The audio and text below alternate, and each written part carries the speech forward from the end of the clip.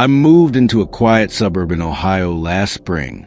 Clean streets, trimmed hedges, every driveway with an American flag, and a dog bowl out front.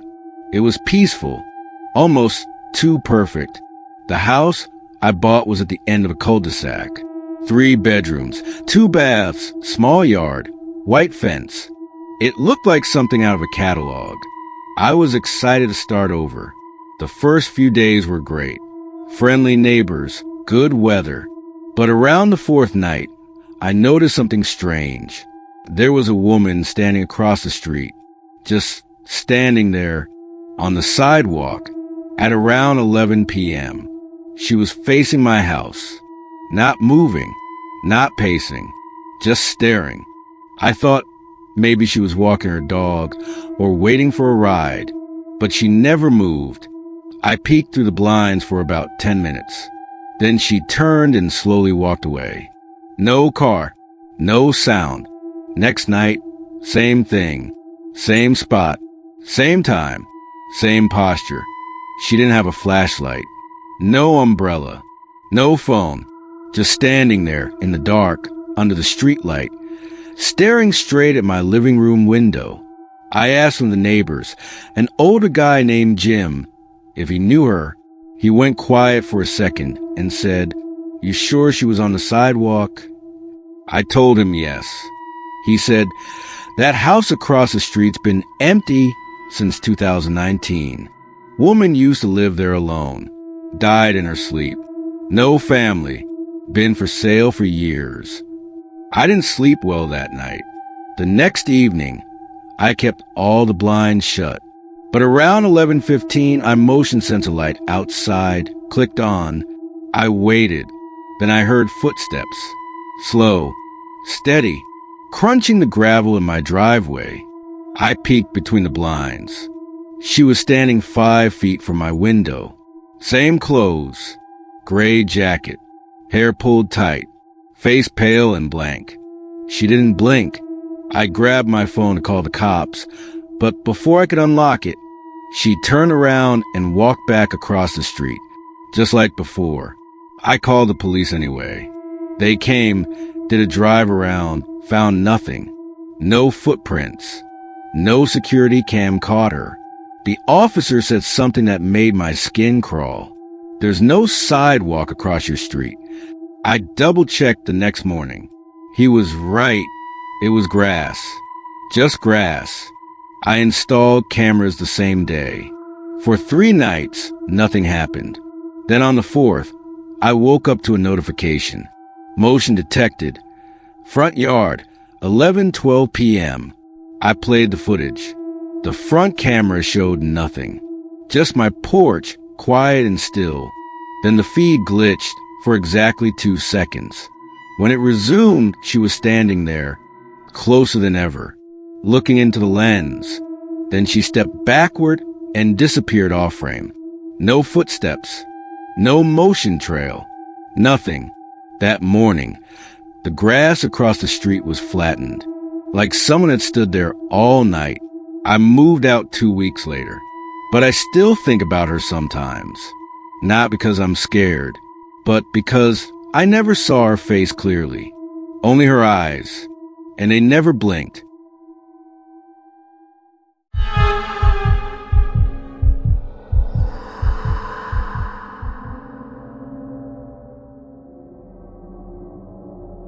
We moved into the neighborhood in early spring.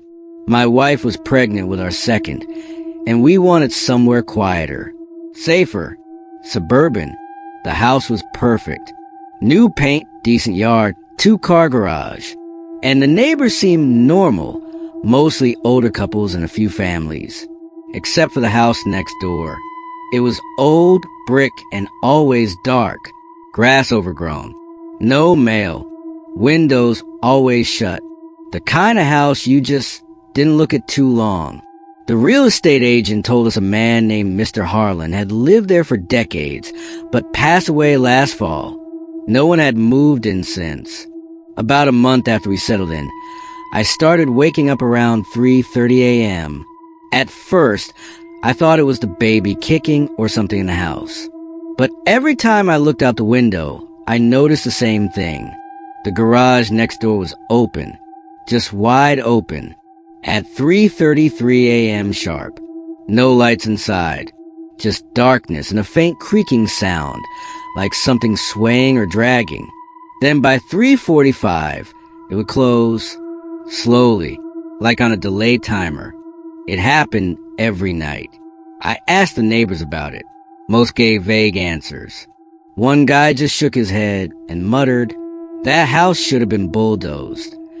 One night, I couldn't sleep and decided to sit on my front porch with a cup of coffee. I watched the garage. Right at 3:33, the door opened, but this time, I saw something. A shadow, human-shaped. It stood just inside the threshold of the garage. Not moving, not walking, just standing there. I called out, thinking maybe someone had broken in. The figure stepped backward into the dark and vanished. I called the local non-emergency line. They sent a patrol car. The officer knocked on the front door of the house. No answer. Checked the garage. Nothing inside. He said the door might be on an old timer. I asked if I could disable it. He said, "You don't own that house," and drove off. The next night, the garage didn't open. Instead, I woke up at 3:33 to a low rumbling noise outside. The lights in my house flickered once, and when I looked out the window, the garage was already open, but this time the shadow was inside. It was standing at the edge of my yard, facing my daughter's window. I grabbed a bat and ran out the door, shouting. By the time I got to the yard, nothing, no one, just wet footprints leading from the street to where the shadow had been. And when I turned around, the garage was closed again. I installed cameras the next day. The night after 3:33 came, camera caught the garage opening, but at 3:36, the feed glitched. Just static. When it came back, there was a figure standing in our driveway, looking directly at the lens. But the face, it looked like Mr. Harland, and he's supposed to be dead.